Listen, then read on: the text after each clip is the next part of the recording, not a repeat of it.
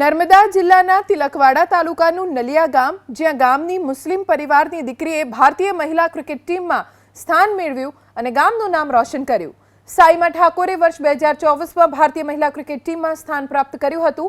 નાનકડા એવા નલિયા ગામના સામાન્ય પરિવારમાંથી આવતી સાઈમાએ આંતરરાષ્ટ્રીય સ્તર સુધી પહોંચવાનું સપનું જાણે બાળપણમાં જ જોઈ લીધું હતું.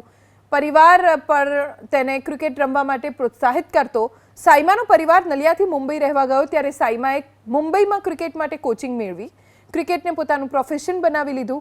સાઈમા પોતાની પહેલી મેચ ન્યૂઝીલેન્ડ સામે અમદાવાદના નરેન્દ્ર મોદી સ્ટેડિયમમાં રમી હતી, જેમાં તેણે 2 વિકેટ ઝડપી. ફાસ્ટ બોલર સાઈમા ભારતની ફાસ્ટ બોલર જુલન ગોસ્વામી અને ઇંગ્લેન્ડના ફાસ્ટ બોલર જીમી એન્ડરસનને પ્રેરણારૂપ માને છે. હાલમાં તેને વિમેન્સ પ્રીમિયર લીગમાં યુપી વોરિયર્સ તરફથી ખરીદવામાં આવી છે. परिवार અને ગ્રામજનોનું કહેવું છે કે સાઈમાને ભારત તરફથી રમતા જોઈ गर्वની લાગણી અનુભવી રહ્યા છીએ. अभी जैसे हमारा WPL हुआ था लास्ट टाइम, मैं सिलेक्ट हुई थी यूपी वॉरियर्स के लिए. उसके बाद जो मैचेस हुए थे एंड देन उसमें मेरे को बहुत अच्छा एक्सपोजर मिला. I got good wickets in that, important wickets. And then उसके बाद से जो इंडियन सेलेक्टर्स ने देखा, I got selected for the Indian team after that.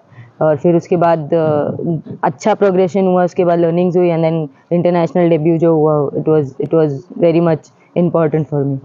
રમતા હતા એટલે પહેલેથી જ એમને ક્રિકેટનો શોખ હતો અને અમારા ગામ પ્રત્યે અમારી ભાણી જેવી થાય છે અને અમારા ગામનું, તાલુકાનું, જિલ્લાનું નામ રોશન કર્યું તે બદલ અમને એમને વતીનો ગર્વ છે. એ રમવા જ વર્ગી પડે સાહેબ. હવે એને સવાર થઈ 8 વાગ્યા કે ચોકમાં નીકળી જઈને બોલરો રમવા કરે. એને એ વિષય પહેલેથી જ છે. આજ 10 થી 15 વર્ષ થયા.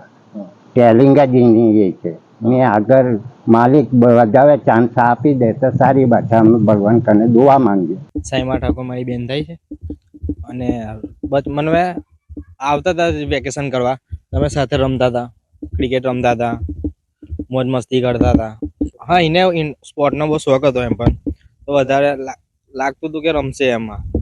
અને આપણે સિલેક્શન થયું મહિલા ક્રિકેટ ટીમમાં, તો ખૂબ સારી વાત છે.